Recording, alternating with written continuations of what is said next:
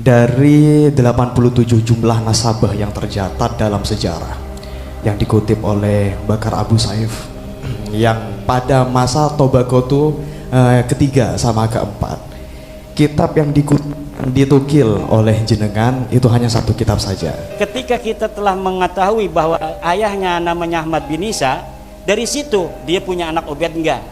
Yang menyebut Ahmad bin Isa itu hanya beberapa kitab. Ibnu Toba Yahya bin Muhammad Al-Qasim Al-Husaini Al-Alawi yang wafat pada abad kelima, beliau mencantumkan Abdullah atau Ubaidillah sebagai putra dari Ahmad bin Isa. Kemudian Abnaul Imam mencantumkan Abdullah, itu manuskripnya dipalsukan. Manuskripnya itu hanya 20 halaman. Setelah dicetak menjadi 187 halaman.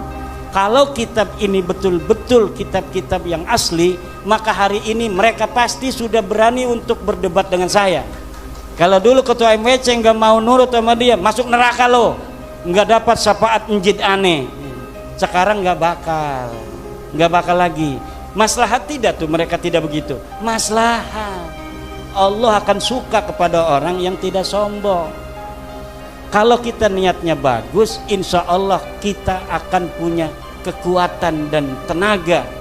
Tapi kalau kita niatnya jelek, hanya karena kebencian, ya kita mudah rungkat.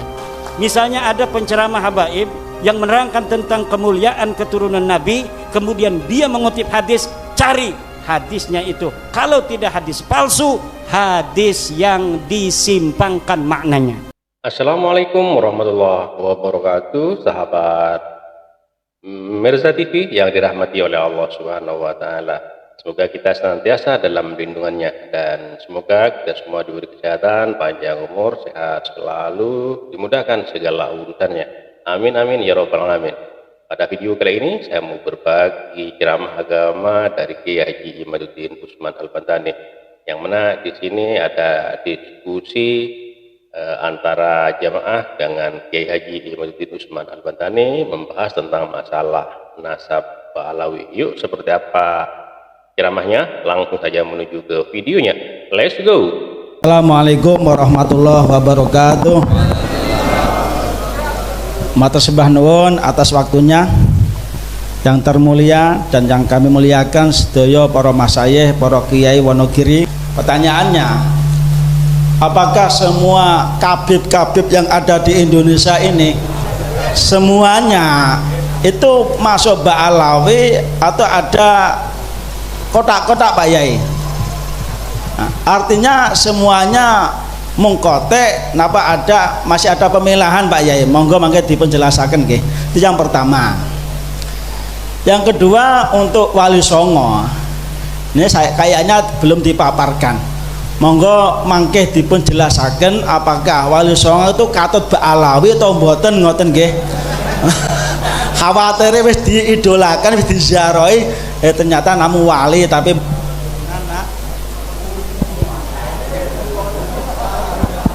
tes nggih. Ngoten nggih. Nanti untuk Wali Songo mati maneh. Iki tandane dereng madang niki panitia. Oh. langsung durasi. Artinya untuk Wali Songo apakah termasuk golongan Ba'alawi atau tidak? Dan nanti kalau ada referensinya tentang Wali Songo itu min dzurriyyatir Rasul, monggo nanti bisa di-share tesis beliau yang sementara materi tersebut yang terkirim, yang di-share itu namun Ba'alawi, yang dari Wali Songo belum ada. Kersane kita sedaya bisa mempelajari. Makasih matur suwun. Assalamualaikum warahmatullahi wabarakatuh. Waalaikumsalam. Monggo dilanjutkan Mas Akhyar. Assalamualaikum warahmatullahi wabarakatuh. Waalaikumsalam. Bismillahirrahmanirrahim. Sebelum saya menyampaikan pertanyaannya, disclaimer terlebih dahulu bahwasanya saya bukan dari golongan muhibbin atau apapun. Tapi pertanyaannya begini. Dari 87 jumlah nasabah yang tercatat dalam sejarah yang dikutip oleh Bakar Abu Saif yang pada masa Tobaqotu ketiga sama keempat, kitab yang ditukil oleh jenengan itu hanya satu kitab saja. Bahkan ada lebih dari 50 kitab nasabah saat itu yang belum dikutip. Kemudian yang kedua, apa yang kami temukan dari Abnaul Imam, dari kitab Abnaul Imam fi Misra wa Syam halaman 167, Ibnu Toba Yahya bin Muhammad Al-Qasim Al-Husaini Al-Alawi yang wafat pada abad kelima, beliau mencantumkan Abdullah atau Ubaidillah sebagai putra dari Ahmad bin Isa. Kemudian di kitab lain As-Suluk fi Tabaqatil Ulama wal Muluk, karya Al-Qadhi Bahauddin Muhammad bin Yusuf Al-Kindi, wafat pada abad 8, juga ketika menceritakan Abul Hasan Ali bin Muhammad, beliau menyebutkan Abdullah sebagai putra dari Ahmad bin Isa. Oleh karenanya pertanyaannya, apakah tesis yang jenengan buat itu sudah mencakup sekian banyak buku atau kitab nasabah atau hanya sebagian saja? Karena dari beberapa tesis yang saya baca dan juga pemaparan, bahkan 20% saja dari kitab-kitab nasabah belum jenengan tukil. Mungkin mohon tanggapannya ya. Mengenai Ba'alawi, Habib-habib yang di Indonesia, apakah semuanya inqita, terputus kepada Nabi Muhammad SAW? Semua yang merasa dirinya Habib itu bermarga Ba'alawi, itu semuanya nasabnya ke Alwi bin Ubaidillah, semuanya putus. Karena memang Ahmad bin Isa tidak punya nama anak namanya Ubaidillah. Anak siapa? Wallahu alam. Ya orang-orangnya aja tidak terdeteksi, apalagi nama bapaknya. Orangnya aja tidak terdeteksi. Lalu marga apa-apa saja itu yang masuk Ba'alawi. Nah, mereka punya kekhasan, keluarga mereka dipanggilnya Habib. Jadi kalau yang dipanggil Habib itu Ba'alawi, bukan turunan Nabi. Kalau turun Nabi itu memiliki tanda panggilan tersendiri, Syarif dan Sayyid. Kalau mereka keturunan Nabi yang melewati seorang raja atau gubernur, itu biasanya menggunakan Syarif. Tapi kalau keturunan ke atasnya tidak melewati raja, para ulama-ulama saja, itu biasanya hanya menggunakan Sayyid. Maka syarif-syarif Mekah sebelum dikuasai oleh Wahabi itu gelarnya Syarif Makkah, karena dia selain sebagai seorang penguasa Mekah juga keturunan daripada Rasulullah Muhammad sallallahu alaihi wasallam. Lalu apa saja itu marga-marganya? Banyak, saya searching ini ada 114 marga. Yang ada di Indonesia mungkin hanya setengahnya. Ada Asiri, Al-Junaid, Al-Baharun, Al-Gadri, Al-Bin Sahil, Jamalulail, Bahasan, Basaiban. Basaiban ini ada Basaiban yang Al-Idrisi, yang bukan Ba'alawi ya, kayak Zulfikar yang punya anak PV itu Basaiban Al-Idrisi. Ada Basaiban Ba'alawi, ada Al-Habsi, Al-Syatiri, Al-Jufri, Al-Kaf, Al-Bait, Al-Bilfaqih, Al-Jabhan, Al-Dualani, Al-Ghaizah, Al-Ba'ali, Al-Hamil, Al-Kenaiman, Al-Bar. Tuh, Ahmad Al-Bar tuh yang bisa nyanyi rock itu Ba'alawi itu. Asy-Syarwi, Al-Hayyid, Al-Khamur, Al-Bahdak, Asy-Syarim, Al-Ba'mar, Al-Hakam, Al-Bahri, Al-Ghosasi, Al-Rakhelah, Al-Bakriyah, Al-Babduna, banyak sekali. Tinggal dicari yang Ba'alawi. Pokoknya setiap Ba'alawi itu dia bernisbat pada Alwi bin Ubaidillah yang mengaku sebagai keturunan Ahmad bin Isa. Ahmad bin Isanya ini telah terkonfirmasi kitab-kitab sejarah dan kitab nasab, dia seorang turunan Nabi. Wafatnya 345. Maka Ubaidillah ini keturunannya di abad 9 mengaku bahwa Ubaidnya ini keturunan dari Ahmad bin Isa. Pada zaman Ahmad bin Isa belum ngaku. Jadi ngakunya itu setelah 550 tahun wafatnya Ahmad bin Isa. Kalau ngakunya di abad itu nggak mungkin diterima kan, karena anak Ahmad bin Isanya marah. Tapi dengan berjalannya waktu, semakin menyebar itu keturunan Ahmad bin Isa, kesempatan orang untuk mengaku keturunan siapa saja itu kan terbuka. Masalahnya terbukti tidak secara data sejarah dan data nasab, itu saja. Kemudian mengenai pertanyaan selanjutnya, Wali Songo nasabnya ke Ba'alawi bukan. Orang-orang Ba'alawi Habib mencatat dalam kitab mereka seluruh Wali Songo keturunan Ba'alawi. Itu pada tahun berapa?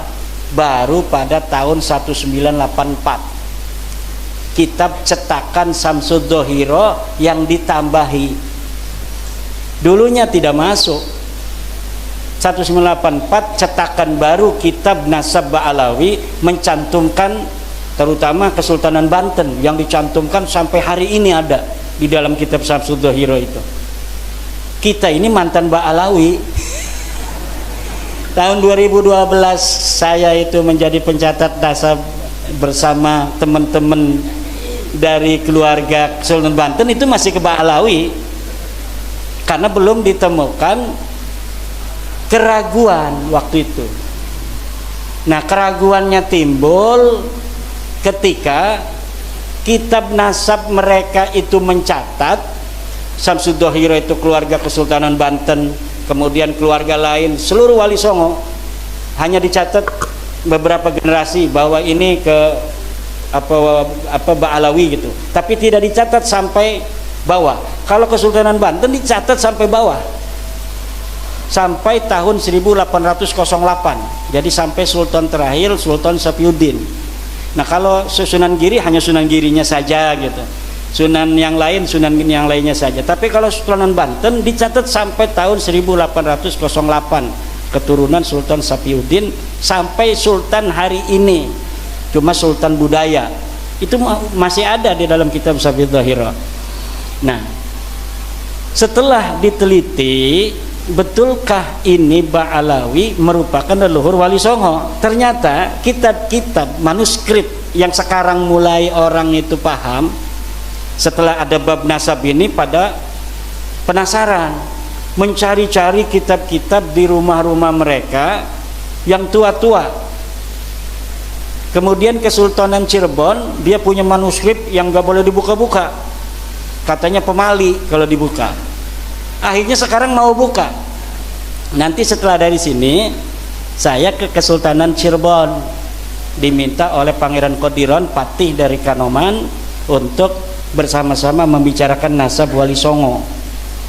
Karena di Kesultanan Cirebon pun lihat itu di makam Sunan Gunung Jati masih Ba'alawi. Nggak heran kalau nasab-nasab kiai lain di Nusantara ini masih Ba'alawi, karena Kesultanan Cirebon sendiri belum serta-merta begitu saja menerima, walaupun saudara-saudara saya dan selalu SMS-an tiap hari. Tapi untuk merubah itu kan kita perlu hati-hati. Lalu mulai kapan? Masa iya 1984 saja ketika nasab Wali Songo itu ditulis dalam Samsud Dohiro? Bukan, sebelumnya sudah ada tahun 1960 sebuah manuskrip palsu ditulis. Jadi ada namanya manuskrip Negara Kertabumi, katanya karya Pangeran Wangsakerta, salah satu putra Raja Cirebon tahun 1670. Nah, tahun 1670 di dalam manuskripnya itu ditulis silsilah Sunan Gunung Jati sampai ke Ubedillah. Setelah ini manuskrip dibawa ke ahli filolog dari Universitas Indonesia, ternyata kitab ini kertasnya tua, setelah pakai ludah seret tuanya hilang. Kertasnya ternyata kertas Manila. Kertas Manila itu ya kertas zaman sekarang itu, kayak karton itu. Jadi upaya itu sudah sejak 1960. Lalu yang tertua lagi di mana? Yang tertua lagi dalam tulisan Habib Salim bin Jindan.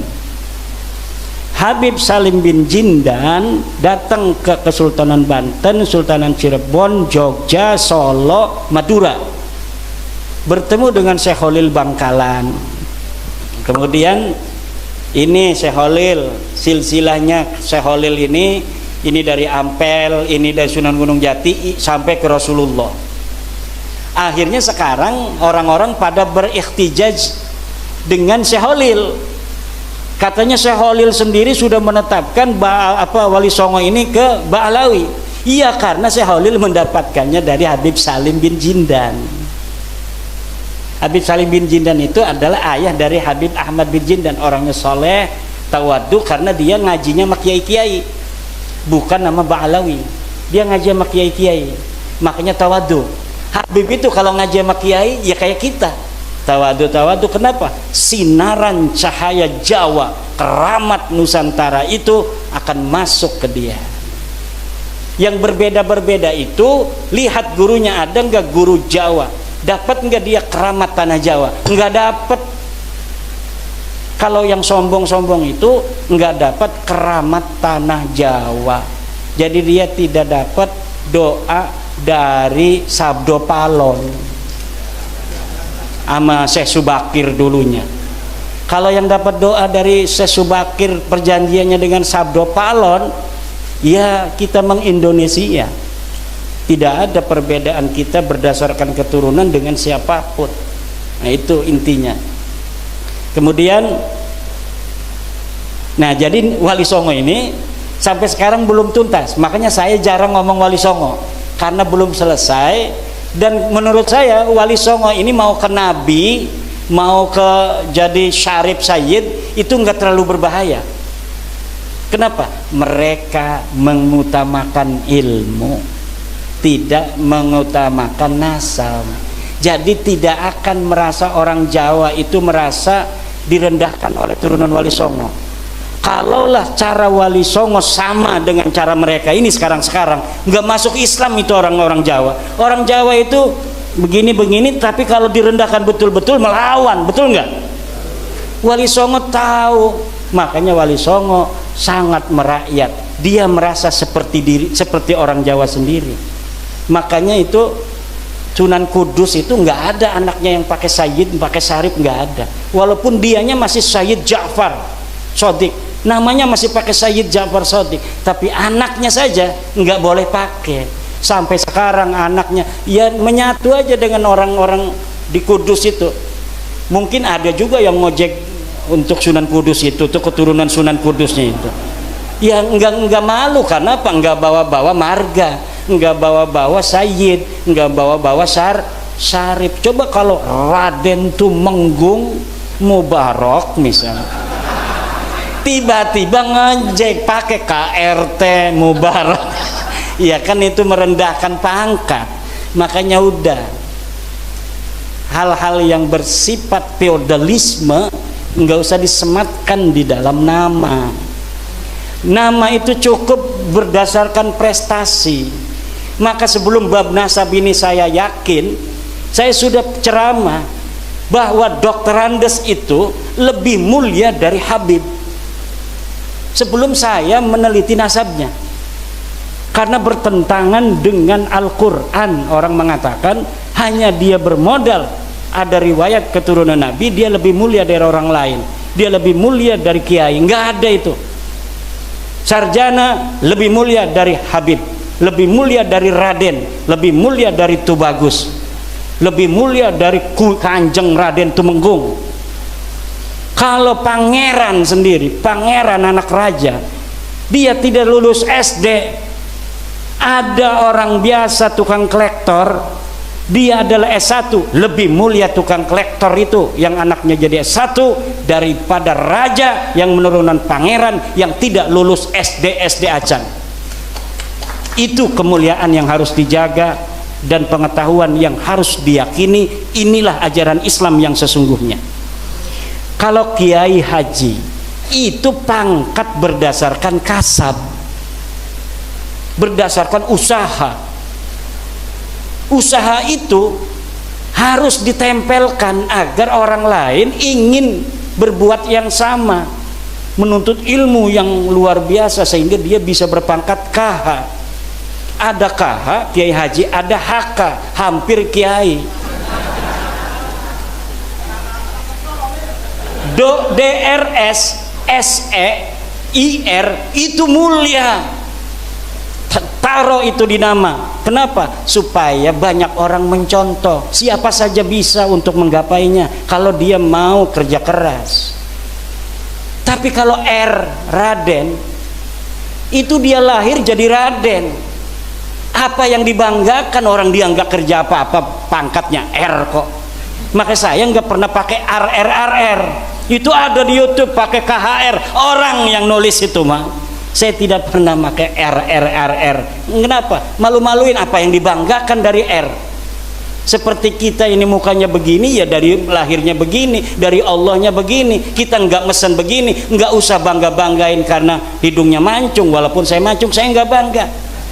Kenapa? Karena ini bukan dapat saya, nggak ada usaha sama sekali. Sesuatu yang tanpa usaha sama sekali nggak perlu dibanggakan dan tidak pantas dibanggakan. Yang dibanggakan itu kerja keras. Kerja keras itu dia jadi ketua PCNU karena dinilai pantas oleh para kiai. Dilihat pantas jadi seorang ketua PC. Ini kalau ketua PC-nya Pak Kiai Mubarak akan luar biasa mobilitas dari organisasi NU di Wonogiri. Kiai-kiai sepakat, udah Kiai Mubarak saja. Akhirnya seluruh MWC dikontak Kiai Mubarak, ketua PC begitu. Allah yang mentakdirkan berdasarkan apa? Usaha dan prestasi, bukan berdasarkan keturunan. Setiap orang yang tidak punya dia itu privilege dari keturunan, kemudian hari ini menghormati orang berdasar keturunannya, dia menginjak-injak harga dirinya sendiri. Orang yang dia turunan raja, turunan nabi, yang karena itu dia harus menghormati orang lain hanya berdasarkan keturunannya, bukan berdasar prestasinya, kita yang menghormatinya itu sedang menginjak-injak kemanusiaan kita sendiri. Seakan-akan Allah ini tidak adil. Kita diciptakan hanya untuk menghormati orang. Kenapa kita tidak diciptakan sebagai anak raja? Kenapa kita tidak diciptakan sebagai anak daripada keturunan Rasul? Dan itu tidak mungkin, Allah tidak adil. Karena Allah tidak mungkin tidak adil, maka Allah sudah bikin sebuah garis keras.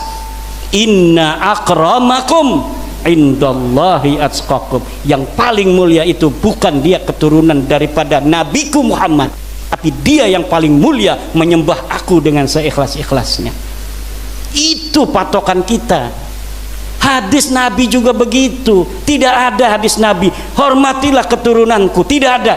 Ada itu Habib di dalam ceramahnya, hormatilah keturunanku. Siapa orang yang menolong keturunanku, maka aku akan membalasnya di akhirat. Hadis palsu itu.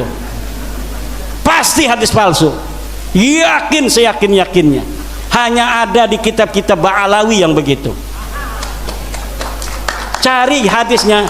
Misalnya ada penceramah habaib yang menerangkan tentang kemuliaan keturunan Nabi, kemudian dia mengutip hadis, cari hadisnya itu. Kalau tidak hadis palsu, hadis yang disimpangkan maknanya. Seperti keutamaan ahli bait yang diambil untuk keturunan hari ini. Kalau hadis keutamaan ahli bait banyak. Siapa ahli bait? Ahli bait itu adalah Ali, Fatimah, Hasan, dan Husain. Ada ahli bait dalam bab zakat. Siapa? Keturunan Bani Hashim. Siapa Bani Hashim? Keturunan daripada Sayyidina Abdullah, Sayyidina Abbas, Sayyidina Abu Talib. Itu namanya Bani Hashim. Bukan hanya keturunan daripada Husain. Banyak yang disimpangkan. Tidak ada ajaran Islam yang mentolerir orang harus menghormati orang lain berdasar keturunan, dan ini yang harus diambil, termasuk menghormati gus-gus itu tuh. Kenapa? Kasihan nanti ini gus-gus masih kecil dihormatin orang, nanti takutnya dia nggak mau belajar. Saya udah banyak dihormatin orang, ngapain? Takutnya begitu, lama-lama nanti banyak gus-gus nggak bisa ngaji akhirnya. Kenapa? Karena orang bisa ngaji kan banyak dihormatin orang. Lihat dia nggak bisa ngaji dihormatin orang. Jadi biasa aja kita menghormati para gus. Kalau misalnya dia nggak bisa ngaji, taruh di belakang. Ngapain lu nggak bisa ngaji? Jangan di depan. Saya ini gus mau gas nggak bisa. Harus begitu. Kita kasihan kepada putra-putra kiai. Jangan hormati dia berlebihan, karena kalau kita menghormati dia berlebihan, kita sama saja mengubur potensi dia untuk berprestasi di masa depan.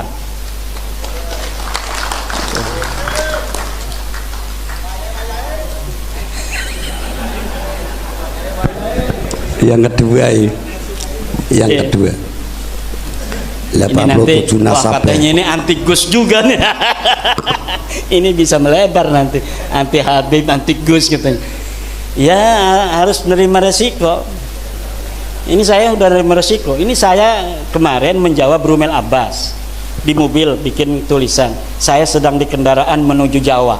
Itu sudah malam-malam tadi malam banyak yang Jawanya di mana lo, gua paranin lo segala macem. Dia beraninya cuma di WA aja kan.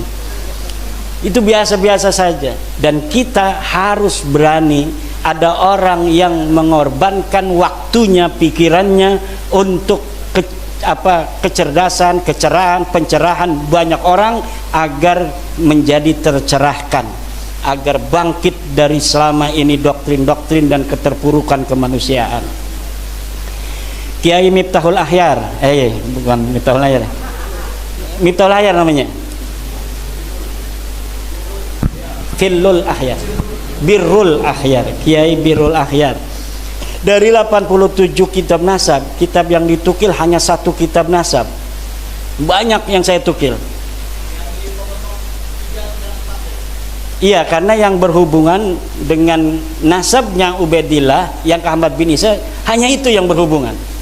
Ngapain kitab nasab-nasab banyak itu yang tidak ada menyebut Ahmad bin Isa. Ketika kita telah mengetahui bahwa ayahnya namanya Ahmad bin Isa, dari situ dia punya anak Ubaid enggak. Yang menyebut Ahmad bin Isa itu hanya beberapa kitab. Makanya sejarawan barat banyak yang mengatakan Ahmad bin Isa sendiri fiktif. Dulu banyak sejarawan barat mengatakan Ahmad bin Isa fiktif. Kenapa? Karena Ahmad bin Isa tidak ditulis, padahal kitabnya ada, cuma dia waktu itu belum menemukan. Nah, tapi sekarang Ubaidillah ini mah bukan hanya belum ditemukan, karena memang betul-betul tidak ada, sama sekali tidak ada. Kalau Ahmad bin Isa di dalam kitab hadis dia meriwayatkan hadis, tapi dalam kitab nasab waktu itu belum ditemukan anaknya siapa-siapa. Nah, hari ini sudah ditemukan. Kitab Tahdhibul Ansab, kitab Muntaqilatut Talibiyah, kitab Al-Majdi, kitab Syajarah Mubarakah, kitab As-Sabatul Musan, kitab Tahdhibul Ansab, kitab Umdatut Talib, dan kitab An-Nafah Al-Ambariyah. Nah, kalau kitab-kitab yang lain yang ada di samping kanan kirinya itu betul banyak kitab nasab, tetapi tidak membicarakan tentang Ahmad bin Isa. Dia mungkin membicarakan toba-toba keluarga di sana yang ada di Suriah, tidak membicarakan yang ada di Irak. Karena Ahmad bin Isa ini orang Irak, maka yang dibicarakan harus, yang dicari adalah kitab-kitab berasal dari Irak yang menerangkan tentang orang Irak. Baru ketika kita menemukan kitab nasab yang membicarakan orang Irak, kita bisa mengetahui anaknya Ahmad bin Isa berapa. Karena Ahmad bin Isa ini orang Irak, bukan orang yang pindah ke Yaman. Bagaimana kiai itu di dalam kitab-kitab disebutkan bahwa Ahmad bin Isa dimakamkan di Yaman? Yaitu makam siapa? Kitabnya abad berapa yang menyebutkan itu? Dari mulai abad ke-10 bahwa Ahmad bin Isa dimakamkan di Yaman. Sebelumnya ketika Ahmad bin Isa wafat tidak ada. Bagaimana dia dimakamkan di Yaman? Dia orang Irak. Masa iya mati di Irak dibawa-bawa ke Yaman, mau ngapain?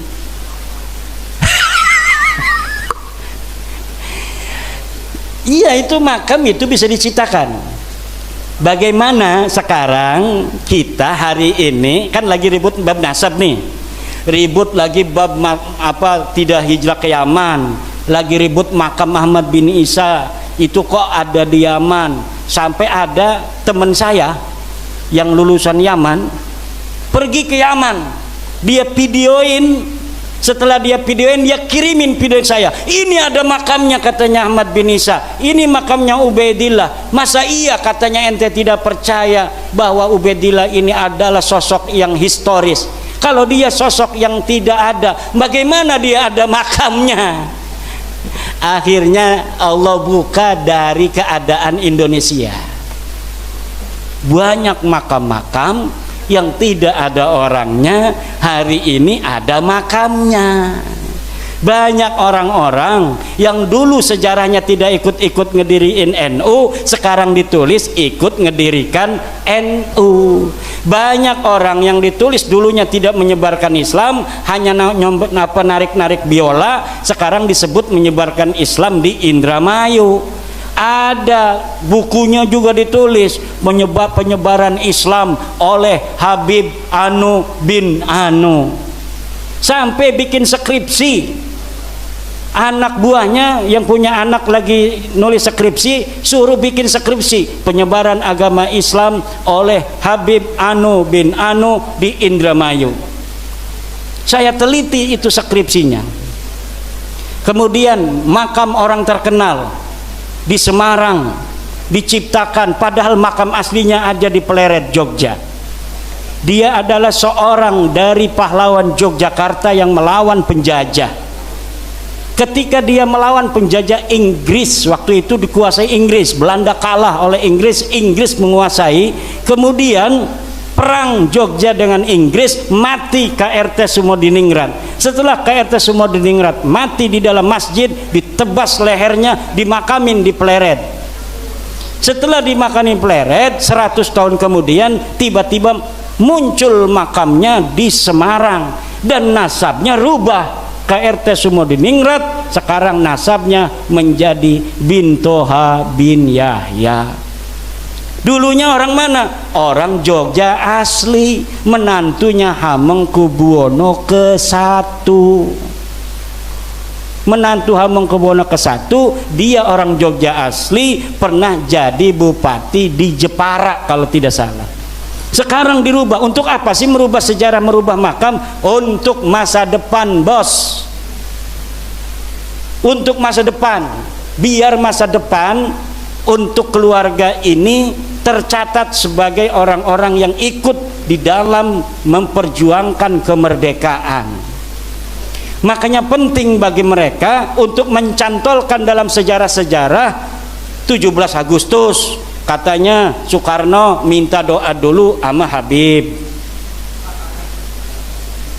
Katanya bendera Indonesia merah putih itu ditentukan oleh Habib. Katanya Garuda Pancasila itu ditentukan oleh Habib. Katanya NU itu didirikan oleh salah satunya Habib, dan sebagainya dan sebagainya. Makam-makam di pojok-pojok itu dikasih nama marga-marga dari mereka, kemudian dikasih tahun yang tua. Untuk apa? Ke depan Indonesia jangan macam-macam sama kita orang. Ini kita sudah terkonfirmasi datang ke Indonesia abad ke-15. Apa buktinya? Makam, lihat tuh, ada inskripsinya, mereknya Habib Anu bin Anu tahun sekian. Ini Bapak yang akan terjadi. Maka kita begini keras ngomong ini agar mereka sadar. Udah berhentilah, yang udah bikin-bikin makam, hapusin makam, nggak ada orangnya. Yang ada orangnya, yang tokohnya itu tokoh Jawa asli, dirubah lagi. Udahlah, kita salah, ayo kita se-Indonesia sekarang kita sama-sama membangun Indonesia. Tidak ada lagi yang bicara tentang nasab dan keturunan, karena kalau bicara nasab dan keturunan, orang Jawa, orang Wonogiri yang lebih berhak untuk mengklaim bahwa Indonesia ini miliknya daripada orang lain. Karena keturunan orang-orang yang hari ini ada di sini inilah yang dulu memperjuangkan kemerdekaan negara Republik Indonesia, bukan orang lain.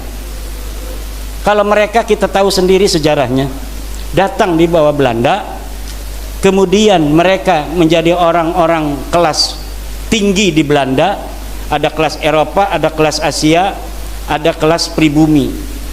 Ini orang-orang yang sekarang ini ngaku sebagai cucu Nabi itu ditinggikan oleh Belanda. Maka ketika Jepang datang, mereka ini tidak mendukung Jepang. Kenapa? Karena Jepang tidak seperti Belanda mengistimewakan mereka.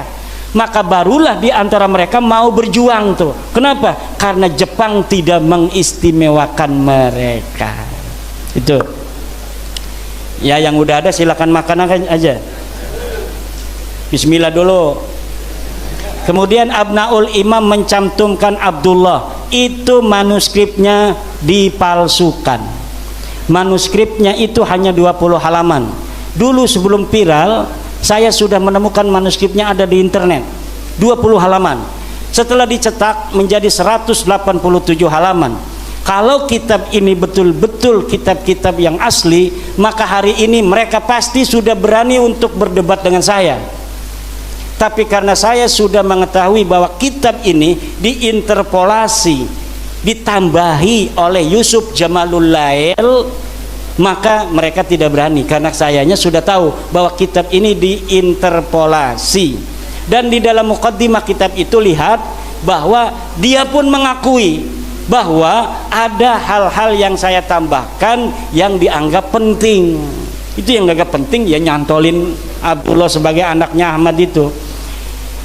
Kitab yang selanjutnya As-Suluk menyebutkan Abdullah disebutkan abad ke-8 730 sebagai ayah dari Bani Jadid. Bani Jadid ini mengaku dirinya sebagai keturunan Ahmad bin Isa. Ini bukan Ba'alawi. Bani Jadid ini orang yang mencangkok pertama keturunan Ahmad bin Isa di abad 8.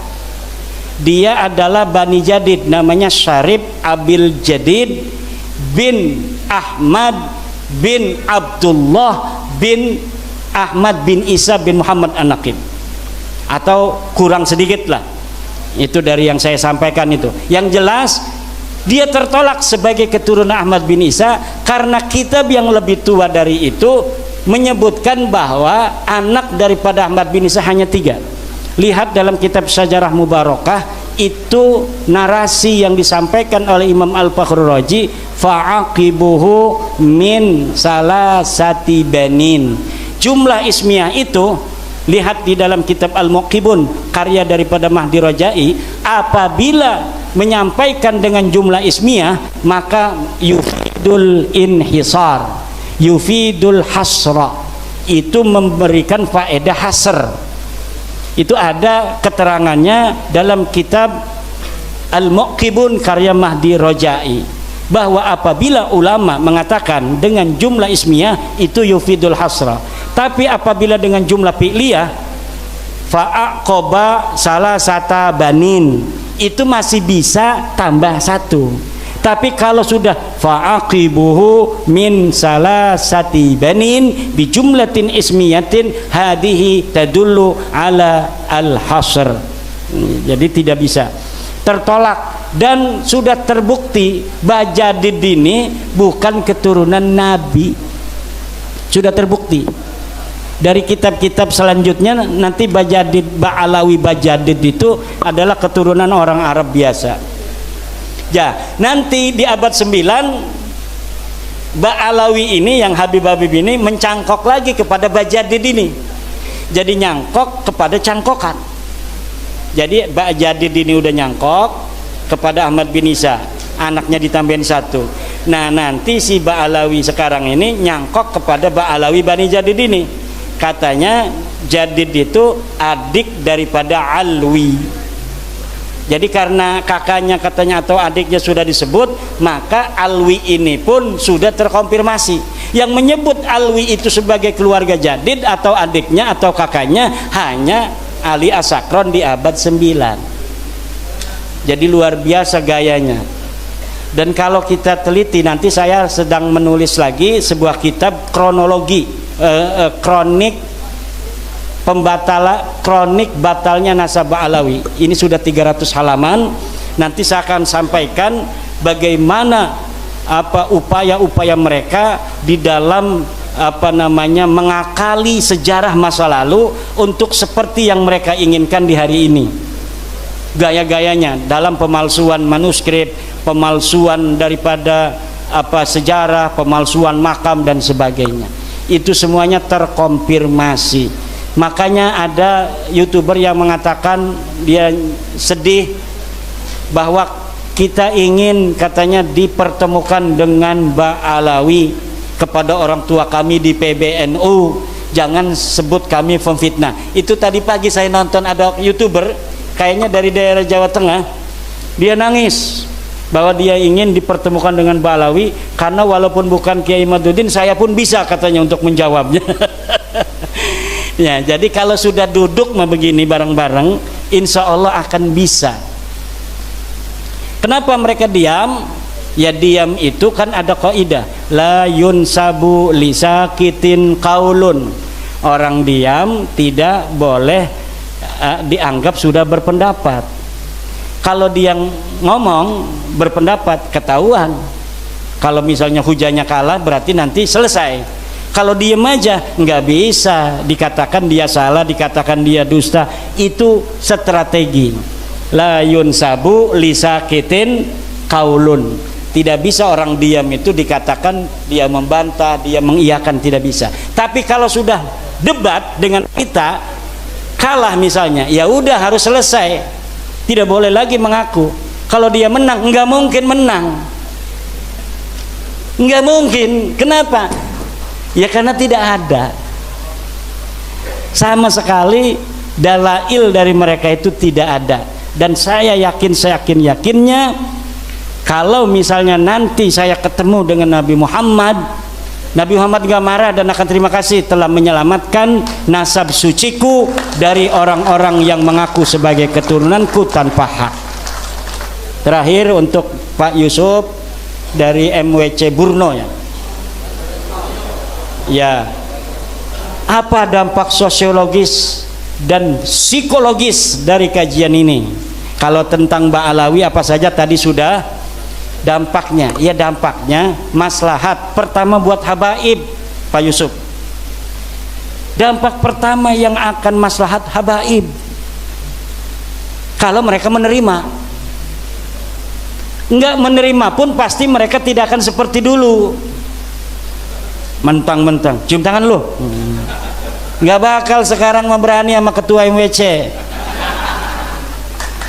Kalau dulu ketua MWC nggak mau nurut sama dia, masuk neraka lo, nggak dapat syafaat njid aneh.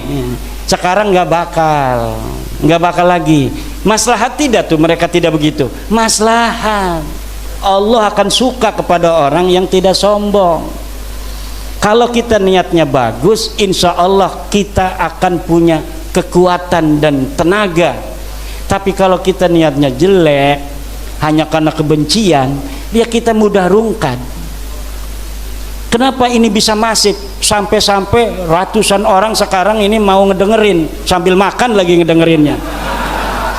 Ya karena sayanya niat dari awal bukan benci pada mereka. Saya punya guru Habib, dan guru saya itu kalau muridnya seperti saya datang ke rumahnya mau masuk kamar mandi nggak boleh sebelum dia masuk dan mencuci kamar mandinya. Dia cuci kamar mandi dengan sabun, disiram, setelah bersih baru silakan masuk Mang Imad. Manggilnya Mang Imad waktu itu saya masih kecil. Namanya Habib Ali bin Sahil. Saya suruh ke Yaman, udah Habib bayarin ke Yaman. Saya udah rencana Bib mau mengaji Alfiyah dulu. Oh ya udah. Coba kalau saya ke Yaman gak bakal begini saya. Itu sudah takdir Allah Subhanahu wa ta'ala. Iya. Karena saya bukan berdasar kebencian, dan saya yakin dengan apa yang saya lakukan tidak akan membuat Rasulullah marah. Bahkan Rasulullah akan bangga kepada saya sebagai umatnya, dan ini akan memberikan maslahat bagi para habaib dan umat Islam. Maka saya lakukan walaupun dengan berbagai macam dinamika, rintangan, ancaman dan sebagainya. Saya yakin dengan apa yang kita lakukan hari ini akan membawa kemaslahatan untuk semua. Demikian. Nah terakhir ada sejarah harus diluruskan. Terima kasih Pak Yusuf. Sejarah memang harus diluruskan. dan lihat orang Wonogiri kanan kiri, apakah ada makam-makam palsu yang sudah didirikan. Kalau orang situnya nggak tahu, tiba-tiba ada makam bermarga bukan marga orang Jawa, namanya bukan Jatiroso, Sokonegoro, Martojoyo, bukan begitu, tapi namanya Al-Anu, hancurkan saja. Kalau itu kemudian dibikin-bikin makam-makam keramat, kalau memang benar dia punya anak di situ, meninggal di situ, ya biarin aja. Tapi kalau dikeramatkan tiba-tiba di situ ada berita bahwa dulu ada Habib Anu dimakamkan di sini tahun 1500, hancurkan. Kenapa? Itu akan bisa merubah sejarah kita di masa yang akan datang. Hari ini Israel bisa kokoh di Palestina, di antaranya Israel menggunakan metodologi pembangunan makam palsu. Makam palsu dibangun di tanah-tanah Palestina, kemudian setelah itu makamnya dituakan, setelah dituakan kemudian makamnya itu diklaim sebagai makam bersejarah untuk sebagai legitimasi orang-orang Israel ada di Palestina, bahwa dulu leluhur kami sudah ada di sini. Ini buktinya makam-makam. Yang punya HP lihat, berbahasa Inggris namanya Middle S, itunya apa namanya, webnya, web Middle S itu sedang mengangkat tema reportase tentang makam-makam palsu di Israel hari ini. 300 makam palsu sudah dibangun oleh Israel untuk mengklaim sejarah-sejarah Palestina sebagai sejarah Israel. Tapi 300 makam palsu di Israel tidak ada apa-apanya. Karena kemarin dari Keraton Jogja ada yang ke rumah seorang Raden dari Jogja menginformasikan bahwa di Jogja saja 260 makam, di Indonesia 3.000 makam. Mereka ini Alap-Alap Mataram dan teman-temannya itu sudah menghitung. Jadi dia nggak nggak mikirin apa-apa, sekarang mikirin makam palsu aja tuh Alap-Alap Mataram itu. Dan dia udah hitung katanya mencapai 3.000 makam palsu. Bagaimana orang masa lalu yang orangnya sedikit, sekarang makamnya sudah ada 3.000 dan semuanya jadi ulama besar, padahal kita tidak pernah mendengar sejarah mereka sebagai ulama besar di masa lalu. Sementara ulama-ulama kita, Ki Ageng Giring, Kebo Kenongo, Joko Tingkir, Kiai Ageng Pemanahan, makamnya masih terbengkalai. Kita kemudian menjarahi orang yang sama sekali kita tidak tahu sejarahnya, perannya, jasanya untuk leluhur kita di masa yang akan datang, di masa lalu, dan untuk kita hari ini di masa sekarang, dan untuk keturunan kita di masa yang akan datang. Wallahu wal muwaffiqu ila aqwamit thoriqin. Wassalamualaikum warahmatullahi wabarakatuh. Wow, seru banget ya teman-teman pertanyaan-pertanyaan dari para jemaah ini ya. Ada yang dari mantan muhibbin yang bertanya, dan juga yang lain ya membahas masalah tentang nasab ini ya teman-teman. Jadi teman-teman tadi sudah menyaksikan sendiri seperti apa pertanyaan-pertanyaan dari para jemaah ini dan jawaban-jawaban dari Kiai Haji Imaduddin Usman Al-Bantani. Jadi Kiai Haji Imaduddin Usman Al-Bantani tegas menjawab bahwasanya tak luput dari masalah pembahasan nasab. Jadi Ba'alawi ini terputus dan tidak terkonfirmasi ya.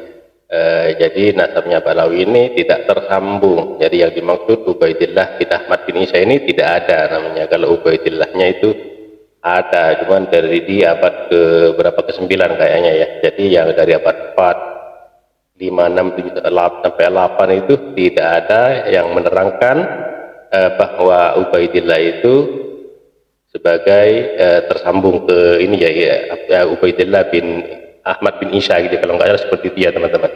Jadi pembahasan ini sangat seru sekali, banyak para muhibbin yang bertanya dan dijawablah oleh Kiai Haji Imaduddin Usman Al-Bantani. Oke, semoga video ini bermanfaat buat kita semua dan menjadi pelajaran. Terima kasih, sampai jumpa di video selanjutnya. Wassalamualaikum warahmatullahi wabarakatuh.